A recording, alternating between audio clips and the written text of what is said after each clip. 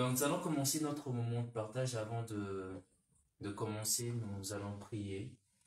Nous allons recommander ces moments entre les mains du Seigneur. Nous allons demander que le Seigneur qui nous a réunis aujourd'hui pour que nous puissions partager autour de sa parole puisse être au centre de ces moments. Il dirige encore le cœur de tout un chacun afin que ce qu'il a gardé pour nous, que nous puissions mettre en pratique sa parole et vivre de sa parole comme étant le pain de vie, comme étant l'eau qui étanche notre soif. Prions. Éternel, tendre Père, nous te rendons grâce, Seigneur. Nous te remercions, Seigneur, peut-être que tu nous as permis encore d'être là, Seigneur, de partager autour de ta parole, tendre Père. Voilà que nous avons, tendre Père, il y a de cela déjà presque tout un mois que nous avons commencé ces partages autour de la vie du bien-aimé David, tendre Père. Tu nous as appris tellement de choses, Éternel, et tu continues, Seigneur, de le faire chaque jour. Nous te prions que tu puisses encore saisir ces moments, tendre Père, pour nous faire comprendre encore des réalités, Seigneur Papa, des réalités, Seigneur, de l'œuvre, Seigneur Papa, afin que nous aussi, Seigneur, que nous puissions entendre, Père, nous inspirer de ce qui se passe, nous inspirer, Seigneur, de ta parole, nous inspirer de l'attitude de David, de prendre, Seigneur, ce qui est bon, éternel, de le mettre en pratique dans notre vie, Seigneur. Nous te recommandons donc que nous montre saintement. Nous bannissons au milieu de nous, Seigneur, toute mauvaise pensée, Seigneur, toute interprétation, Seigneur, qui ne vient point de toi, ton Père. Nous bannissons cela par le nom puissant de Jésus-Christ, Seigneur. Et nous te prions pour nos frères et sœurs, Seigneur, qui vont aussi, Seigneur, nous suivre de loin, ton Père. Que oui, Seigneur, que tu puisses saisir le cœur de tout un chacun, que tu nous permettes encore davantage, Seigneur, Papa, à puiser, Seigneur, Papa, dans ta parole, Seigneur, à vivre de cette parole, Seigneur. Nous pensons aussi, Seigneur, à ceux qui sont malades, ton Père. Nous savons, Éternel, que c'est par tes meurtrissures que nous sommes guéris, Seigneur, car sur la croix, tu as payé le prix, Seigneur, pour notre liberté, pour notre délivrance, pour notre guérison éternelle. Merci, Seigneur, et gloire et louange te soient rendues par le nom puissant de Jésus-Christ, que nous avons ainsi prié. Amen. Amen, amen, amen. Donc nous allons continuer sur notre partage. Parlons de la vie du bien-aimé David. Donc le mardi prochain, on a eu de petits soucis au niveau du technique, ou plus avec la connexion. On ne pouvait donc pas faire notre étude de Bible. Donc on s'était arrêté au chapitre 16. Donc nous allons juste faire la lecture du chapitre 17. Si le frère Dandy, juste un petit moment. Je peux envoyer le lien.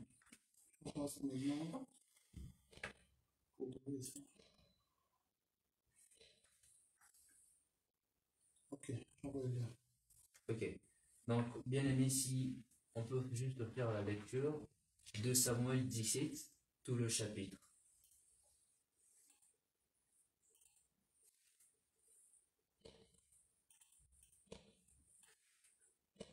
Samuel 17. Du verset 1er jusqu'au verset 29. Oui. Je lis. Achitophel dit à Absalom, laissez-moi choisir 12 000 hommes, je me leverai et je poursuivrai David cette nuit même. Je le surprendrai pendant qu'il est fatigué et que ses amis sont affaiblis. Je l'épouvanterai et tout le peuple qui est avec lui s'enfuira. Je frapperai le roi seul. Et je ramènerai à toi, à tout le peuple, la mort de l'homme à qui tu en veux rassurera le retour de tous. Et tout le peuple restera en paix. Cette parole plut à Absalom et à tous les anciens d'Israël. Cependant, Absalom dit, appelez encore Hushai, Arkien, et que nous attendions aussi ce qu'il dira. Hushai vint auprès d'Absalom et Absalom lui dit, voici comment a parlé Achitophel. Devons-nous faire ce qu'il dit ou non parle-toi? Hushai répondit à Absalom, pour cette fois le conseil qui donnait à Achitophel n'est pas bon. Et Hushai dit, tu connais la bravoure de ton père et de ses gens, Ils sont furieux comme le serré dans le champ, une ours à qui l'on aurait enlevé ses petits. Ton père est un homme de guerre, il ne passera pas la nuit avec le peuple. Et voici maintenant, il est caché dans quelque fosse ou dans quelque autre lieu, et si dès le commencement, l'année qui tombe sous leur cou. On ne tardera pas à l'apprendre et l'on nous dira, il y a une défaite parmi le peuple qui suit Absalom. Alors le plus vaillant, lui, un cœur de lion, sera saisi d'épouvante, car tout Israël sait que ton père est un héros et qu'il a des braves avec lui. Je conseille donc que tout Israël se rassemble auprès de toi, depuis Dan jusqu'à Bir-Sheba. Multitude pareille au sable qui est sur les bords de la mer, tu marcheras en personne au combat. Nous arriverons à lui en quelques lieux que nous le trouvons, et nous tomberons sur lui comme la rosée tombe sur le sol. Et pas un n'échappera, ni lui, ni aucun des hommes, ni sont avec lui. S'il se retire dans une ville, tout Israël portera des cordes dans cette ville, et nous le traînerons au torrent, jusqu'à ce qu'on n'en trouve plus une pierre. Absalom et tous les gens d'Israël dirent, le conseil de Hushai, l'Archien, vaut mieux que le conseil d'Achitophel. Or, l'Éternel avait résolu d'anéantir les bons conseils d'Achitophel, afin d'amener le malheur sur Absalom. Hushai dit aux sacrificateurs Shadok et Abiatar, Achitophel a donné tel et tel conseil à Absalom, ou à Israël, et moi je conseille telle et telle chose. Maintenant, envoyez tout de suite informer David et faites-lui dire, ne passe point la nuit dans le plain du désert, mais va plus loin, de peur que le roi et tout le peuple qui est avec lui ne soient exposés à périr. Jonathan et Achimat s'étaient nés en Rogel. Les servants vinrent leur dire d'aller informer le roi David, car il n'oserait pas se montrer et entrer dans la ville. Un jeune homme lui aperçut, rapporta à Absalom, mais ils partirent tous deux en hâte et arrivèrent à Bachurim, à la maison d'un homme qui avait un puits dans sa cour, et s'y descendirent. La femme prit une couverture qu'elle attendit sur l'ouverture du puits, et il y répandit du grain pilier pour qu'on ne se doutait de rien. Les serviteurs d'Absalom rentrèrent dans la maison auprès de cette femme. Il dit, où sont Abishmat et Jonathan? La femme répondit, ils sont passés le ruisseau, et ils cherchèrent et ne trouvèrent pas, ils retournèrent à Jérusalem.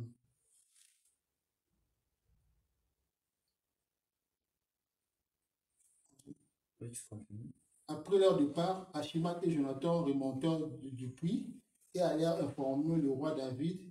Il dit à David, levez-vous et hâtez-vous de passer l'eau, car Achitophel a conseillé contre vous telle chose.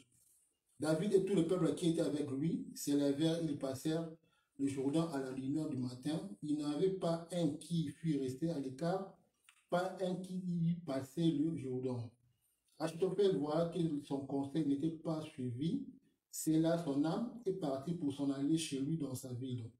Il donna ses ordres à sa maison et il se trangla. C'est ainsi qu'il mourut et l'on enterra dans le script de son père. Peut-être on peut juste s'arrêter là. Voilà que David se cache quelque part. Il se cache de Absalom. Et Absalom va s'acquérir de conseils de Achitophel pour mener en bien ses pensées pour prendre la vie de David. On nous dira que Achitophel, c'était dans ces temps-là un homme sage, tellement sage que ses conseils étaient considérés comme étant de conseils de Dieu, mais pourtant ce n'était pas un sacrificateur. C'était vraiment un homme auquel on venait pour écouter, parce qu'il donnait des très très bons conseils. Donc Absalom va s'acquérir de conseils chez Achitophel. Achitophel va l'expliquer comment il peut faire pour prendre la vie de David. Il va lui dire, non, tu iras vers David avec quelques soldats. Tu ne vas pas toucher au peuple, mais tu viendras, tu vas juste toucher à la vie de David. Et le peuple va se disperser facilement. Mais, sachant que le Seigneur est avec David, David auparavant, si nous essayons de revenir un petit peu en arrière, le chapitre 15, bien tu pourras faire la lecture, le chapitre 15, le verset 32 jusqu'au verset 34, on va nous parler d'un homme Hushai. Donc c'est le chapitre 15, verset 32, ou bien je veux lire. Lorsque David fut arrivé au sommet, où il adora l'Éternel, voici Hushaï, l'Archien, vint au-devant de lui, la tunique déchirée et la tête couverte de terre. David lui dit, si tu viens avec moi, tu me tireras à charge. Et au contraire, tu anéantiras en ma faveur le conseil d'Achitophel si tu retournes à la ville et que tu dises à Absalom, ô roi, j'ai serré ton serviteur, je fus autrefois le serviteur de ton père, mais je suis maintenant ton serviteur. Hushaï, cet homme qui, auparavant, poussé par son amour qu'il avait pour David, voulait suivre David dans cette quête. Il voulait partir avec David là où David courait, là où David partait se cacher. Alors David, on va dire que poussé par l'Esprit du Dieu, David va dire à Hushaï, non, ne viens pas avec moi. Va, reste avec Absalom, car à côté d'Absalom, il y a un homme qu'on appelle Achitophel, qui est tellement intelligent et tellement sage, il pourrait donner le conseil. Et toi, par la conduite du Seigneur, tu vas anéantir ces conseils-là. C'est clairement ce qui s'est passé. Cela déjà nous montre comment est-ce que le Seigneur nous aime, au point où, même lorsque nos ennemis planifient de projets pour nous, lorsque nos ennemis planifient et qu'ils ont de très bons projets, parce que ce qui se passe ici, c'est que le conseil que Achitophel donne à David, si on parle en termes de guerre, c'est vraiment un très très bon conseil. C'est vraiment un très bon conseil et Achitophel est tellement considéré, mais on ne sait de quelle manière Absalom va aller s'acquérir des conseils de Hushaï, sachant qu'il avait Achitophel à côté. On essaie de quelle manière? Toute chose concourt au bien de ceux qui aiment Dieu. Même si l'ennemi cherche, même si l'ennemi planifie, trace de plans, même si on est au plus profond du gouffre, le Seigneur saura toujours comment nous faire sortir de là. C'est pareil aussi pour cette situation. Achitophel va donner ses conseils, et lorsque Absalom va écouter le conseil de Hushaï, on verra Absalom accepter ces conseils-là. Pourtant, le conseil d'Hushaï, c'était moindre comparé au conseil d'Achitophel. Mais pourquoi il accepte les conseils-là? Parce que c'est le Seigneur qui va diriger Hushaï. Parce que là où Hushaï est, c'est là où le Seigneur le a placé. C'est la place que le Seigneur a voulu qu'il puisse être, là. En fait, le chapitre 17 nous parlera beaucoup plus du service et de serviteurs. On va nous parler de 3 ou 4 personnes qui ont fait de leur mieux, qui ont œuvré, ils étaient comme chaque maillon d'une pièce pour assez que le plan de David puisse marcher en bien. Chaque personne respectait sa place, son service. Donc quoi le Seigneur l'a appelé, c'est là où il était. C'est pareil pour Hushaï. Et lorsque nous continuons la lecture, déjà le verset 14, on nous dit, « Or l'Éternel avait résolu d'anéantir le bon conseil d'Achitophel afin d'amener les malheurs sur Absalom. » Tout était planifié. Tout était planifié. Dieu savait déjà comment ça allait se passer. Dieu avait déjà placé Hushaï. Dieu savait déjà comment ça allait se passer. Et plus encore, lorsque nous lisons la lecture, quelques soldats vont remarquer que Hushaï, lorsque Hushaï va aller parler au sacrificateur, nous lisons le verset 15, Hushaï dit au sacrificateur Sadok et Abiatar, Achitophel a donné tel et tel conseil à Absalom et aux anciens d'Israël, et moi j'ai conseillé telle et telle chose. Maintenant, envoyez tout de suite informer David et faites-lui dire, ne passe point la nuit dans le plaine du désert, mais va plus loin, de peur que le roi et tout le peuple qui est avec lui ne soient exposés à périr. Jonathan et Achimath s'étaient nés à Androgel. Une servante vint leur dire d'aller informer le roi David, car il n'osait pas se montrer et entrer dans la ville. un jeune homme les aperçut et les apporta à Absalom. Mais ils partirent tous deux en hâte, et ils arrivèrent à Bachorim, à la maison d'un homme qui avait un puits dans sa cour, et ils y descendirent. La femme prit une couverture qu'elle étendit sur l'ouverture du puits, et elle y répandit du grain pilé pour qu'on ne se doute de rien. Le serviteur d'Absalom entrèrent dans la maison auprès de cette femme et dirent: Où sont Achima et Jonathan? La femme leur répondit: Ils sont passés le ruisseau, ils cherchèrent et ne le trouvaient point. C'est là, on nous parle ici déjà de, on va peut-être voir Jonathan et Achima qui, après avoir consulté le sacrificateur Sadok, ils ont eu vent de ce qu'ils doivent aller dire à David. Ils vont aller se cacher chez une femme, chez une dame. L'histoire de cette dame-là nous rappelle aussi l'histoire de la femme qui a pu cacher les envoyés d'Israël lorsqu'ils sont partis voir la terre promise. L'histoire de cette femme-là. Ici, cette femme fait ce qu'il doit faire en fait d'un autre côté. Nous serons aussi d'accord sur le fait que conduit aussi par l'Esprit de Dieu, il rend un service auquel il sera béni, il sera énormément béni par rapport à cela. Rappelons-nous aussi avec Christ, la femme qui va venir auprès de Christ pour répandre le parfum, pour laver le pied de Christ avec le parfum. Qu'est-ce que Christ va dire de cette femme? Que partout où l'évangile sera annoncé, on parlera de cette femme. Juste pour cet acte-là, car c'est comme s'il arrosait, c'est comme s'il mettait le parfum pour le sépulcre de Christ, mais on dira partout où l'évangile sera annoncé, on parlera de cette femme. Juste pour cet acte-là.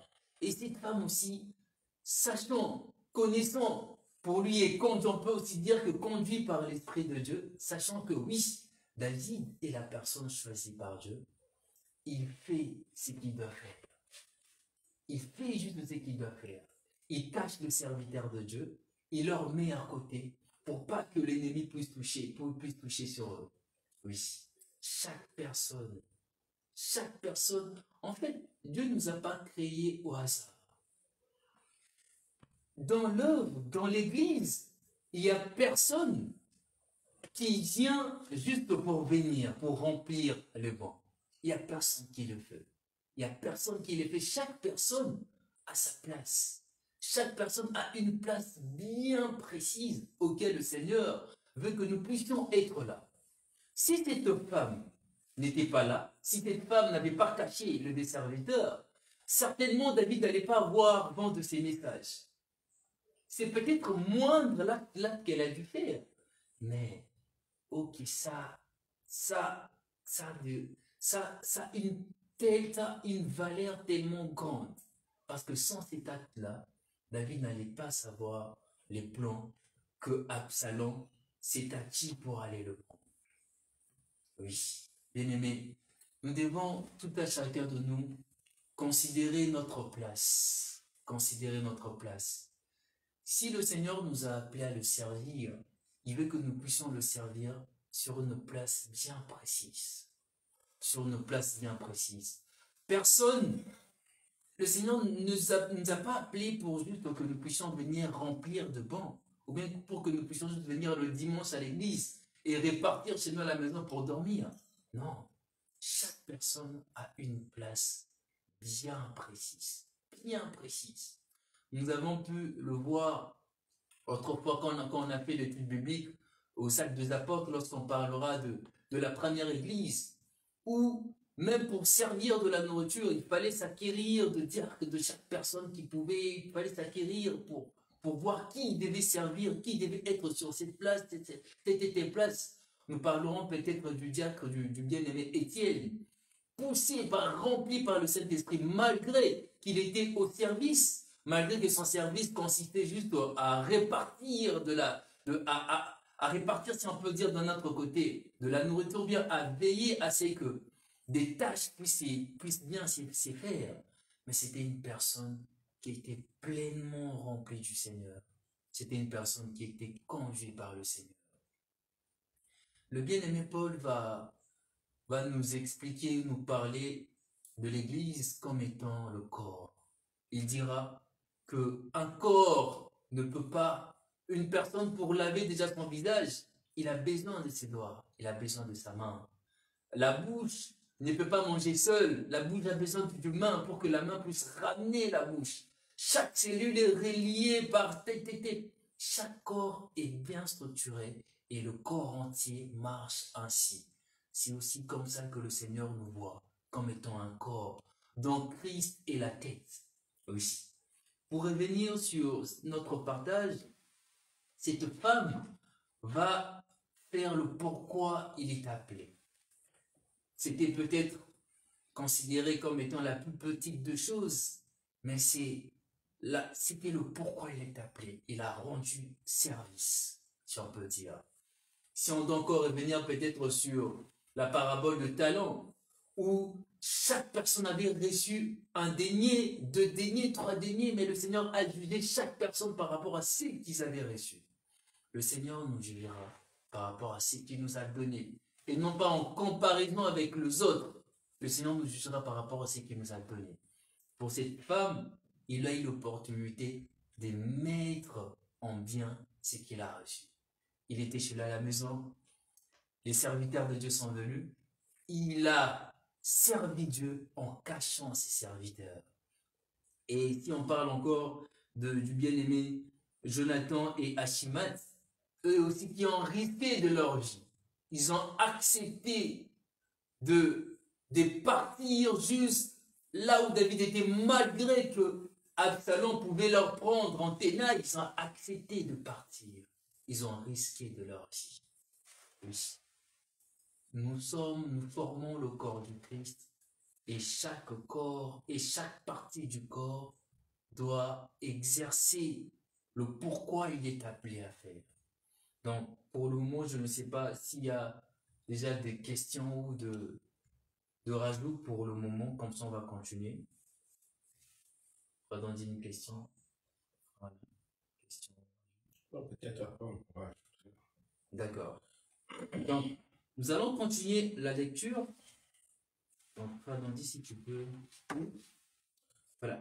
Juste pour revenir aussi sur Achitophel, voyons donc que son conseil n'était pas pris en considération, il va laisser pendre une mort honteuse, et cela montre déjà les desseins de son cœur. Cela montre déjà les desseins de son cœur.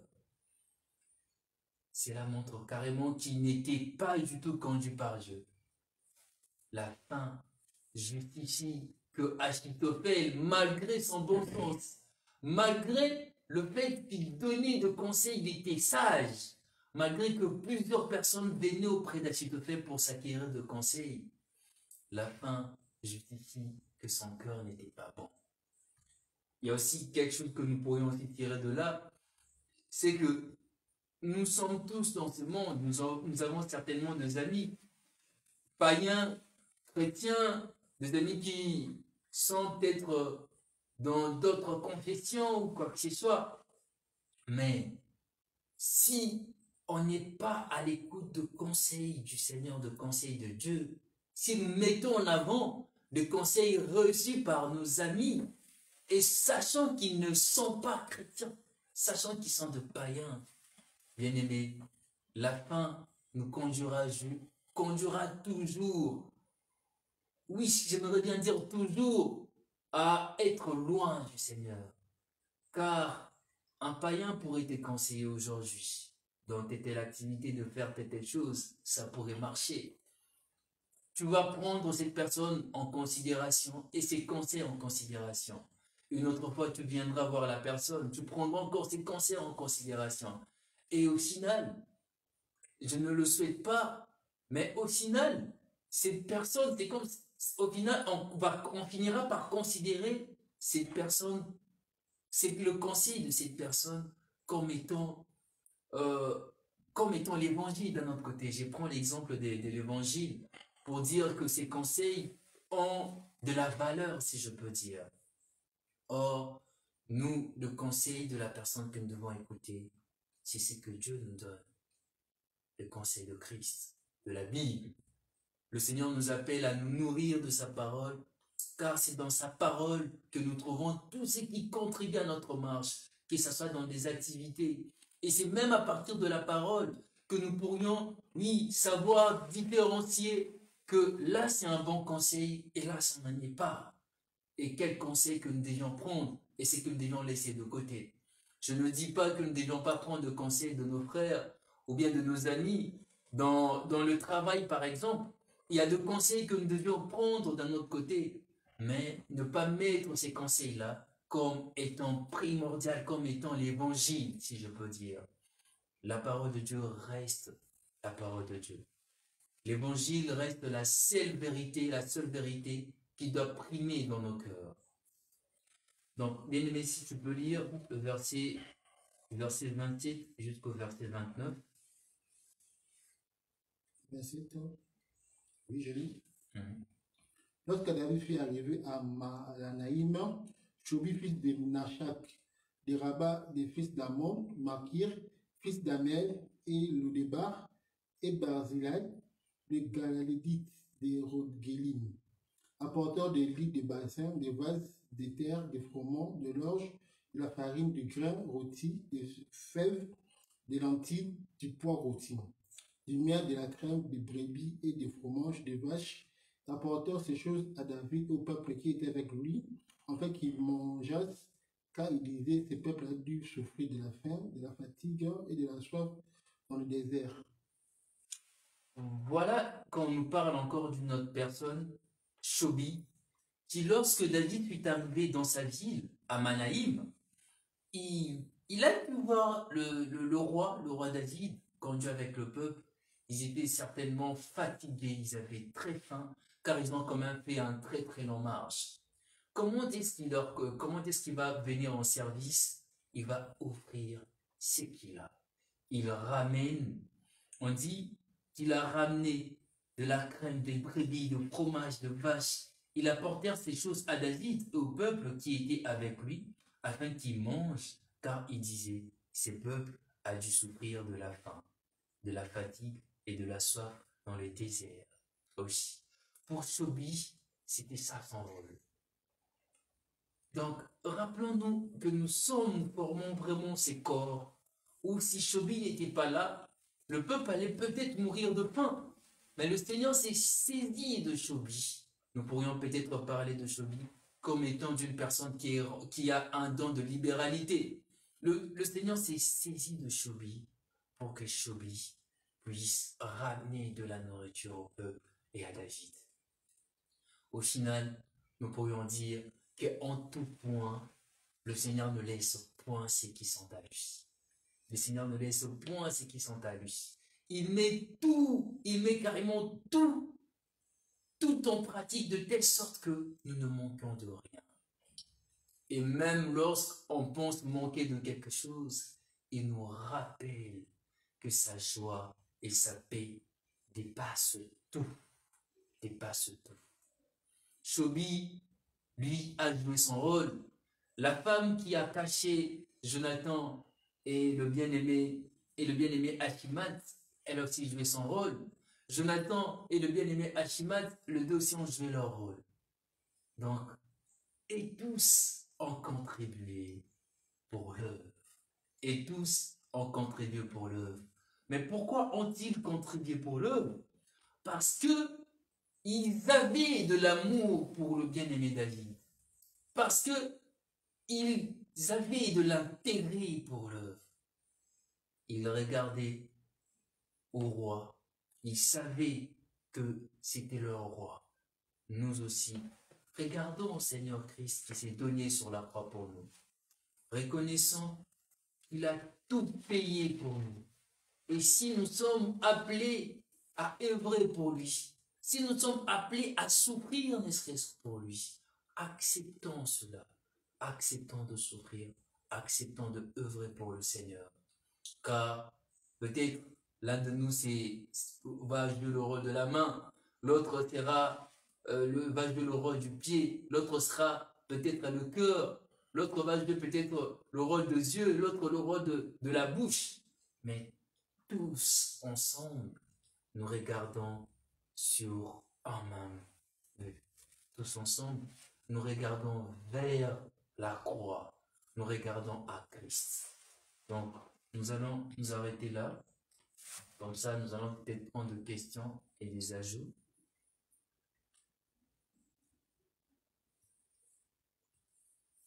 Bon, peut-être moi, je m'aurais posé la question, comme tu as parlé par rapport au conseil. Maintenant, comment on peut être sûr que ce conseil-là, c'est vraiment ce que Dieu veut? C'est vraiment ce que Dieu veut nous parler? Pour être sûr si ces conseils est vraiment ce que Dieu souhaite nous parler, la première des choses, c'est de mettre ces conseils à la lumière des Écritures. C'est déjà prendre ce conseil et regarder est-ce que la pensée qui est derrière ces conseils est correcte par rapport à la pensée de Christ. Et si peut-être un conseil qui est pris dans le cadre de la Bible, nous avons aussi la possibilité d'aller et prier, de prendre du temps dans la prière afin que le Seigneur puisse nous révéler si réellement ces conseils-là viennent de lui. Si ces conseils-là viennent de lui. Nous serons d'accord sur le fait que si le Seigneur vient parler de la bouche d'un prophète, qu'aujourd'hui t'es tel frère, tu vas faire telle chose, le même Dieu peut aussi me parler. Je ne vois pas le pourquoi Dieu ne va pas aussi me parler, me dire la même chose. Donc, si nous prenons du temps pour, en fait, savoir si c'est un conseil qui vient de Dieu, c'est premièrement le mettre à la lumière des Écritures. Et deuxièmement, prendre du temps pour prier par rapport à cela. Peut-être une question encore un peu, pas compliquée, mais ça demande un peu de réflexion. Maintenant, comment on peut interpréter la rébellion du fils de David par rapport à ce que nous vivons aujourd'hui? Parce que si on voit aujourd'hui, on voit que surtout beaucoup de jeunes serviteurs contestent vite leurs aînés. Mais quel conseil tu peux nous donner par rapport à ça? Quelle doit être la démarche des jeunes serviteurs face aux vieux? Dans ça, c'est que nous pourrions peut-être dire la démarche des jeunes serviteurs par rapport aux anciens, Oui. si on doit prendre ces termes. Déjà, il y a d'un autre côté un respect, premièrement. Mais sans pourtant toucher déjà le côté du respect, si je dois parler par rapport à notre génération actuelle, il y a ces formes de rébellion, parce qu'on est aussi dans un temps où la séduction a atteint un apogée. La séduction est tellement forte que le jeune serviteur court derrière la puissance. Ces mêmes jeunes serviteurs, peut-être ils se rebellent envers des anciens, mais ils sont soumis sous d'autres anciens qui considèrent. Ils sont soumis sur d'autres anciens à d'autres anciens qui considèrent. Sachant bien sûr que nous servons un Dieu qui n'est pas pour la rébellion, mais c'est vraiment question de respect, question de patience. Oui, lorsqu'on reçoit le Seigneur nouvellement, on veut œuvrer. On a un zèle. On veut faire tout à la fois. On veut faire tout à la fois. Mais à l'école du Seigneur, si nous passons à côté de conseils de nos anciens, il y a certaines choses que le Seigneur veut que nous puissions savoir, auxquelles nous devions vraiment être attachés à nos anciens. Et je ne vois pas le pourquoi, si ce n'est pas le cas, le Seigneur va mettre des anciens dans l'église, par exemple. Donc, un conseil que On s'excuse, ça a été coupé. Donc, je disais, le conseil que je pourrais nous donner par rapport au conseil du pasteur, de savoir quelle, quelle doit être l'attitude de jeunes serviteurs par rapport aux anciens. Voilà, donc le conseil que je pourrais me donner, c'est premièrement, qu'il y ait toujours ces respects. Ces respects dans le sens où, s'il y a nos aînés dans la foi, s'il y a les anciens dans la foi, c'est pas pour rien. Il y a certaines choses auxquelles le Seigneur veut nous parler, auxquelles le Seigneur veut que nous puissions nous acquérir, en regardant aussi sur la vie des autres, la vie de nos aînés dans la foi. Leur vie est aussi un témoignage pour nous. Aujourd'hui, lorsqu'on va peut-être parler des aînés dans la foi, nous allons peut-être nous projeter en regardant ceux qui sont vivants. Mais nos bien-aimés, Paul, Pierre, et aussi ce sont nos aînés dans la foi. Donc, si nous considérons leurs conseils, nous aussi de notre côté, si nous respectons leurs conseils, restons aussi dans le norme du respect, dans le norme à œuvrer pour le Seigneur, dans le cadre que le Seigneur nous a appelé, et surtout à rester attaché au Seigneur, vraiment dans ces respects-là, à ne pas vouloir mener une rébellion quelconque pour prouver que nous aussi, c'est peut-être notre génération que nous aussi nous sommes, non. Le Seigneur ne nous appelle pas à nous confronter entre nous, mais nous devions marcher ensemble. Et c'est dans cette marche ensemble qu'on parlera du corps, tout entier. Peut-être vous avez aussi peut-être un ajout concernant cela, un conseil que vous pourriez donner aux jeunes. Bon, je pense que les conseils, toi-même, tu as dit, toi-même, tu étais jeune et rebelle. Donc, je pense que c'est bon, ce que tu as dit. Je sais pas si elle... Donc, je crois qu'on va nous arrêter là aujourd'hui. Donc, pour juste revenir sur ce que nous avons vu, oui, bien aimé, nous devons considérer notre place dans le Seigneur. Nous devons considérer notre place dans le Seigneur. Sachant bien sûr que le Seigneur ne nous a pas appelés à croiser vite le bras. Sachant bien sûr que nous formons un corps, que chaque personne a un rôle à jouer dans ces corps-là. Peut-être tu es appelé à nettoyer dans l'église. Peut-être tu es appelé à récolter les offrandes. Peut-être tu es appelé à arranger le micro. Peut-être tu es appelé à partager la prédication, à exhorter. Chaque personne a un rôle dans l'assemblée. Alors c'est vraiment à nous de considérer ces rôles-là auxquels le Seigneur nous a appelés et de rester vraiment attachés au Seigneur et d'être de bons serviteurs. D'être de bons serviteurs. Rappelons-nous toujours de la parabole du talent. Chaque personne rendra de compte par rapport à ce que le Seigneur lui a donné. Alors, saisissons vraiment cette occasion-là, lorsque nous avons l'occasion de mettre en pratique le pourquoi le Seigneur nous a appelés à le servir, faisons-les avec amour.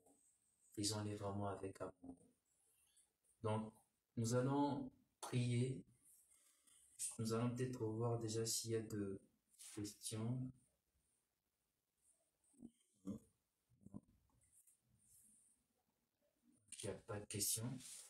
Donc, nous allons prier par rapport à ce que le Seigneur nous a mis à cœur. Nous avons compris que tout à chacun de nous jouons un rôle dans cette œuvre. C'est que le Seigneur veut qu'il puisse nous trouver fidèles dans le pourquoi il nous a appelés. Nous allons prier que le Seigneur nous donne encore à persévérer dans le pourquoi il nous a appelés, dans le rôle auquel nous devions jouer. Qu'il puisse encore nous munir des armes spirituelles, que rien ne puisse venir entacher notre service. Et bien sûr que nous puissions rester dans cet amour fraternel, dans cet amour que nous avons pu voir entre Ashimat, Jonathan, Shobi, cet amour qu'ils avaient pour le bien-aimé David, que nous aussi, que nous puissions partager vraiment un amour vrai. Prions. Merci.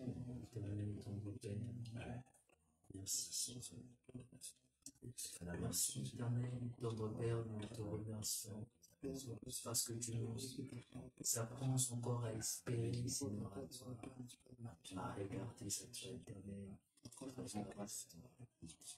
À ne pas, Seigneur, papa, regarder à côté, à ne pas attendre, Père, être jaloux, Seigneur, en voyant un frère, oui, dans le pourquoi le Seigneur l'a pris dans son rôle, dans son service, avancer et nous de notre côté, à nous considérer comme étant, Seigneur, papa, comme étant ébranlés pour la moindre des choses non éternelles. J'ai besoin de cette foi éternelle que tu puisses, entendre, Père, nous disposer, que nous puissions entendre, Père, et rendre un service agréable, Seigneur, que nous puissions te servir avec amour, tendre Père, que nous puissions te servir avec amour, tendre Père.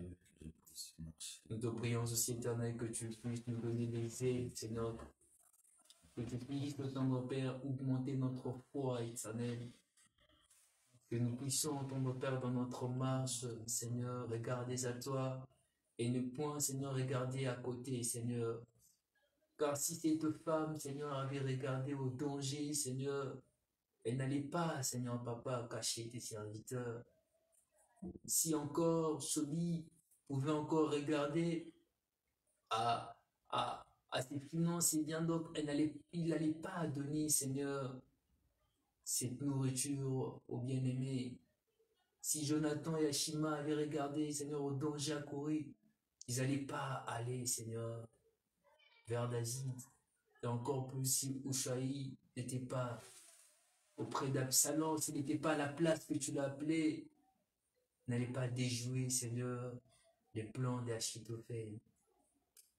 Éternel, nous te prions, notre Père, que tu nous aides, Seigneur, à être, Seigneur, Papa, sur la place où tu veux que nous puissions être, Seigneur. Que nous ne puissions pas regarder, Seigneur, au danger, Seigneur, que nous ne regardions pas, Seigneur, au risque, Seigneur, mais que nous regardons à l'œuvre, Seigneur, que nous regardions à toi, notre Père, car nous savons, éternel, qu'auprès de toi nous avons tout, Seigneur. Auprès de toi nous avons tout, Seigneur. Merci, éternel, pour ces moments de partage. Nous te prions que tu puisses fortifier encore le cœur de nos bien-aimés, de chaque membre, Seigneur, de l'Assemblée. Voilà, éternel, que nous allons nous réunir demain, tendre Père. Que tu puisses mettre encore dans nos cœurs, éternel, le service, Seigneur, le bon service, tendre Père. Que tu puisses rappeler tout à chacun de nous, Seigneur, que nous avons un rôle à jouer, Seigneur. Que nous ne puissions pas, Seigneur, faire ton œuvre avec négligence, car cela serait de péché, Seigneur. Mais nous voulons, éternel, œuvrer avec amour, Seigneur. Tes servants, Seigneur, avec amour, tendre Père. Merci, éternel. Nous te recommandons, Seigneur, cette soirée entre tes saintes mains. Nous te recommandons tout à chacun de nous, Seigneur, la journée de demain, Seigneur, afin, éternel, que tu puisses encore pourvoir au souffle de vie, que nous puissions encore partager davantage, Seigneur, autour de ta parole. Que gloire et louange te soient rendues par le nom puissant de Jésus-Christ, que nous avons ainsi prié. Amen.